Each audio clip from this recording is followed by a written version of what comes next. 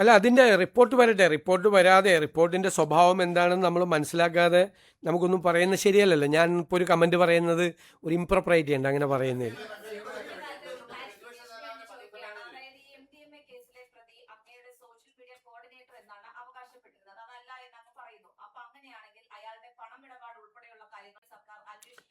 നിങ്ങളൊരു കാര്യം മനസ്സിലാക്കേണ്ടത് എന്താണ്, ഈ ആളെ തൂഫാൻ പദ്ധതി പ്രകാരം അറസ്റ്റ് ചെയ്തു. നിങ്ങൾക്ക് ആർക്കെങ്കിലും അയാൾക്ക് വേണ്ടിയിട്ട് ഏതെങ്കിലും ഒരാളെ ഇടപെട്ടു എന്നുള്ളതിൻ്റെ ആക്ഷേപമുണ്ടോ? അറസ്റ്റ് ചെയ്ത് ജയിലിലാണ്, റിമാൻഡ് ചെയ്തു, പ്രൊട്ടക്റ്റ് ചെയ്തില്ല ആരെയും, ഒരാളെ പ്രൊട്ടക്റ്റ് ചെയ്തില്ല. പിന്നെ പലരും വന്നിട്ട് ഇപ്പോൾ ഗോവിന്ദൻ മാഷ് പറഞ്ഞ് എന്താണ് മുഖ്യമന്ത്രിയുടെ ഓഫീസിൽ മുഴുവൻ ലഹരി കച്ചവടമാണെന്ന്. പിന്നെ ഞാനൊന്നും പറയായിരുന്നെന്ന് വെച്ച് കഴിഞ്ഞാൽ അദ്ദേഹം ഞങ്ങളുടെ വീടിൻ്റെ ഐശ്വര്യമാണ്. ഇടയ്ക്കിടയ്ക്ക് ഇങ്ങനെ വന്ന് പറയണമെന്ന്. അല്ലല്ല നിക്കി എന്ന് പറഞ്ഞു തീർക്കട്ടെ. ഐശ്വര്യൻ ഇങ്ങനെയൊക്കെ ഇടയ്ക്ക് വന്ന് പറയും മുഖ്യമന്ത്രിയുടെ ഓഫീസിൽ ലഹരി കച്ചവടം ഒന്ന് പാർട്ടി സെക്രട്ടറി പറയാം. എൻ്റെ പേഴ്സണൽ സ്റ്റാഫാണോ? എന്താണത്? നിങ്ങൾക്കറിയാമല്ലേ, മുൻ മുഖ്യമന്ത്രിയുടെ പ്രിൻസിപ്പൽ സെക്രട്ടറി സ്വർണ്ണക്കള്ളക്കടത്ത് കേസിൽ 100 ദിവസം ജയിലിൽ കിടന്നപ്പോൾ ഈ സെക്രട്ടറി എവിടെയായിരുന്നു? ഈ പാർട്ടി സെക്രട്ടറി പറഞ്ഞോട്ടെ.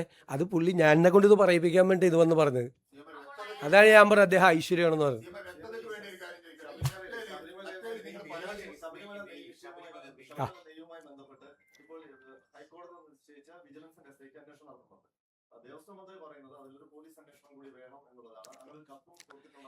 ഇല്ലില്ല, അത് ഹൈക്കോടതിയുടെ നിയന്ത്രണത്തിൽ നടക്കുന്ന അന്വേഷണമാണ്.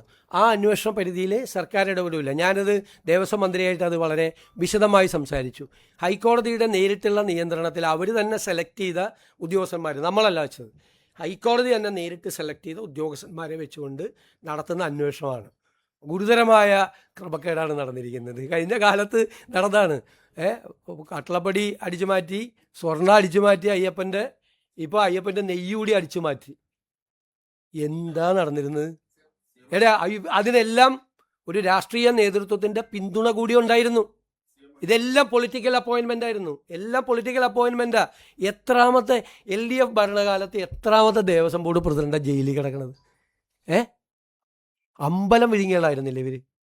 ശബരിമലയിലെ ഏറ്റവും പുണ്യപുരാതനമായ ശബരിമല ക്ഷേത്രത്തിൽ കളവ് നടത്തിയിട്ട് കേരളത്തിൻ്റെ ചരിത്രത്തിൽ ഇന്നേവരെ ഇല്ലാത്ത തരത്തിൽ എത്രാമത്തെ ദേവസ്വം ബോർഡ് പ്രസിഡന്റ് ജയിലിൽ കിടക്കണത്?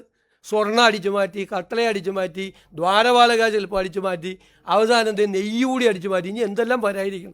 എന്തായിരുന്നു അവിടെ നടന്നത്? LDF ഭരണകാലത്ത് എന്തായിരുന്നു അവിടെ നടന്നത്?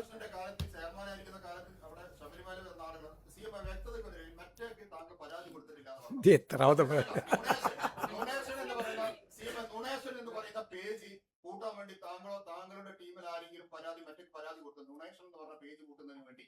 നിങ്ങൾ ഞങ്ങളുടെ ഓഫീസിൽ നിന്ന് ആകെ കൊടുത്തിരിക്കുന്നത് CMO കേരളം എന്നുള്ളത് പുനഃസ്ഥാപിച്ച് തന്നെ എന്ന് പറയുന്നുണ്ട്.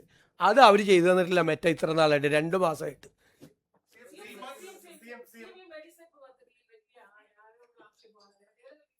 അത് റീസ്ട്രക്ചർ ചെയ്യുന്നതിനെ കുറിച്ച് നമ്മൾ പഠിച്ചുകൊണ്ടിരിക്കുകയാണ്. അതിൽ ഗുരുതരമായ വന്നത് ഒന്നാമത്തെ ആവശ്യമായ ആശുപത്രികൾ എംപാനൽ ചെയ്തിട്ടില്ല. കൂടുതലും ഹോസ്പിറ്റൽസാണത് എംപാനൽ ചെയ്തിരിക്കുന്നത്. പിന്നെ ആശുപത്രികളിൽ എംപാനൽ ചെയ്തിരിക്കുന്ന സ്ഥലത്ത് അവിടുത്തെ നല്ല ഡിപ്പാർട്ട്മെൻറ്റ്സ് അതിൻ്റെ അകത്തൊന്നുമില്ല. അപ്പോൾ വ്യാപകമായ പരാതികൾ ജീവനക്കാരുടെയും പെൻഷൻകാരുടെയും ഭാഗത്തുണ്ട്. ഞങ്ങൾ റീസ്ട്രക്ചർ ചെയ്യാം.